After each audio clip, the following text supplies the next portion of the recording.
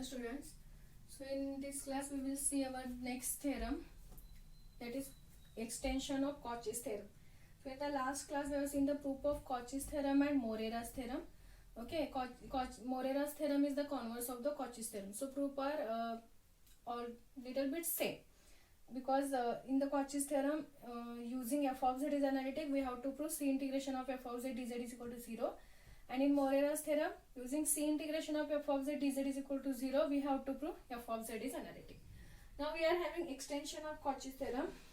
Okay, proof for this theorem is also they never ask for 5 marks, but we want the proof for this, because using this theorem again we have to solve the next two important theorems. Okay, so extension of Cauchy's theorem. So what they said, if C1 and C2 are two simple closed curve, C1 and C2 are two simple closed curve, and one condition is given, C2 lies entirely within C1. Okay, there are two curves C2 and C1, and C2 lies entirely within C1. Okay, suppose,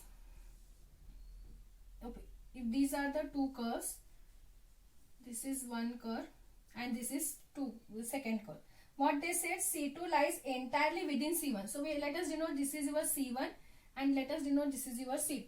Now we can say C2 lies entirely within C1. Okay, and if f of z is analytic on C1 and C2, means f of z is analytic with respect to the curve C1 also, with respect to the curve C2 also, then we have to prove C1 integration of f of z dz is equal to C2 integration of f of z dz. Means both the integrations are equal. Either it is with respect to C1 or C2, value should be same. Okay. So what they said, C1 and C2 are two simple closed curve. Now see, C1 is also closed curve, C2 is also closed curve, and such that C2 lies entirely within C1. So let us take this is your C2 which lies entirely within C1. Now to prove this theorem, let us take any 2 points on this curve. Let us take this is your A and this is your B. Okay, A and B. Let us take the points A and B. Okay, and it goes from A to B. And we are having the direction for C2 is like this. Let us denote this direction. And for C1 is this. Yes. If you go like this. Yes. For C1 it is this. And again it comes from B to A. Again it comes from B to A. So let us denote this. Okay. Now let us take C1 and C2 as two simple closed curve. C2 lies entirely within C1. Okay. Now to prove this theorem, let us take a line A to B or B to A. Let us take some cross cut A to B. Okay. Next, let C be the closed curve containing the path. Okay. Now here, let us denote C be the closed curve containing the path. Okay, containing the path along AB. Along AB. Okay. C be the closed curve containing the path along AB. It goes from A to B. Then along, first along AB, then let us introduce the curve C. Okay, first it goes along AB, then along C2. See, it goes from along AB, then it goes from C2, along C2. Okay, then again it goes from B to A. Now let us take this is your B, this is your A. So again it comes from B to A. So again it is along BA, along BA, and finally if it comes along BA, it goes along C1 again. So again it is along C1. Okay, let us take C. This entirely C is the curve. Okay, C is the closed curve containing. If you see, this is again closed curve only. C is the closed curve containing the path. Containing the path first along AB. See the direction. Containing the path along AB, then along C2, then and again along BA, and finally along C1. Okay. Therefore, we can denote that is nothing but C is equal to AB plus C2 plus BA plus C1. Okay. Because sum of this all you will get the closed curve C. Along AB, along C2, along BA, along C1. Now see, f of z is analytic on and inside C, because it is analytic on C1 also, C2 also. We can say let us take f of z is analytic on and inside C. So we can denote phi integration of C f of z dz is equal to 0 using the Cauchy's theorem. Okay, if f of z is analytic, what the Cauchy's theorem said, if f of z is analytic on and inside the C, then this statement is true. So apply the Cauchy's theorem. Now we are having the value for C. What is the value of for C? C is equal to AB plus C2 plus BA plus C1. So we will write AB integration first. Okay, integration along AB f of z dz plus next integration along C2 f of z dz. Next integration along BA f of z dz, and finally integration along C1 f of z, integration along C1 f of z dz, and this is equal to 0. Okay, because we are having the value for C is AB plus C2 plus BA plus C1. Okay, so write down that value. So you will get the integration along AB, next plus integration along C2, next integration along BA, integration along C1. Now if you see the diagram, we are having integral along AB and BA. Okay, integral along AB and BA are same in magnitude, are equal in magnitude, but opposite in sign. Because if you see the direction, we are having here BA, AB, and then here BA. So integral along AB and BA are equal in magnitude, but they are opposite in sign. Okay, so we can you will get the, if you want to write the integral of BA in terms of AB, what you will get, this is nothing but minus integral of AB f of z dz. You will get along with BA f of z dz is nothing but minus integral of along AB f of z dz. So these two integral get cancelled. Okay, or it is vanishes. So we remains with only two integral, that is nothing but C2 integration of f of z dz plus C1 integration of f of z dz. Okay, and this is equal to 0. Why? Because the integral of AB or an integral along AB and BA are opposite in sign. They are equal in magnitude and opposite in sign. So you will get these are 0. Now again if you see the integral along C1 and C2. Okay, again if you see, for the C1 direction is like this. Okay, and for C2 direction is like this. So if you compare again integral along C1 and C2, again they are opposite. Again they are opposite in sign. So we can write the integral, one of the integral is, okay, let us take for this. Let us take for this. So we can write one of the integral is nothing but C2 integration of f of z dz. We can write this integration is nothing but again minus of C1 integration of f of z dz, and this is equal to 0. Why? Because the integral along C1 and C2, again they are opposite. Okay, they are opposite in sign. So we can write C1, keep this as it is, and write down for this phi integration of minus in C1 integration of f of z dz, or keep this integration as it is, write down minus C2 integration of f of z dz. Okay, now transfer this integration on that side. You will get the required result, that is C2 integration of f of z dz is equal to C1 integration of f of z dz, and that is our required proof. Okay, so for that, see, and these all proofs are depend on this diagram only. So give the notation carefully. So we will introduce a new curve C. Okay, C is the closed curve of the path along with AB, then C2, then BA, then C1. So you will get the value of C is nothing but AB plus C2 plus BA plus C1. Okay, now since f of z is analytic, okay, f of z is analytic, so using the Cauchy's theorem we can write C integration of f of z dz is equal to 0. Now substitute the value for C. So we are having C is equal to AB plus C2 plus BA plus C1, so we will get this integral. Now here AB and BA and also C2 and C1 are also, if you compare the integral, they are opposite in sign. So we can write that is nothing but minus. Okay, write down that, you will get the required result. So this is the extension of Cauchy's theorem. Okay, now we will use the proof statement for this in the next theorem, and that is very important theorem, Cauchy's integral formula. That is very important theorem for 5 marks. They ask many times. Cauchy's integral formula. State and prove Cauchy's integral formula. very important theorem for 5 marks. State and prove Cauchy's integral formula. See, whatever I have solved first theorem, that is Cauchy's theorem. Okay, so don't get confused with these two theorems. Either they can ask state and prove Cauchy's theorem, or they can ask state and prove Cauchy's integral formula. So both are different. Okay, Cauchy's theorem and Cauchy's integral formula. So let us see what is the statement of this.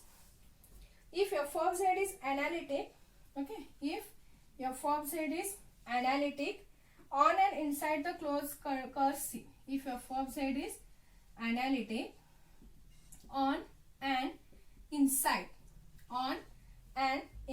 the closed curve C, on and inside the closed curve C, and if A is small a, and if A is any point,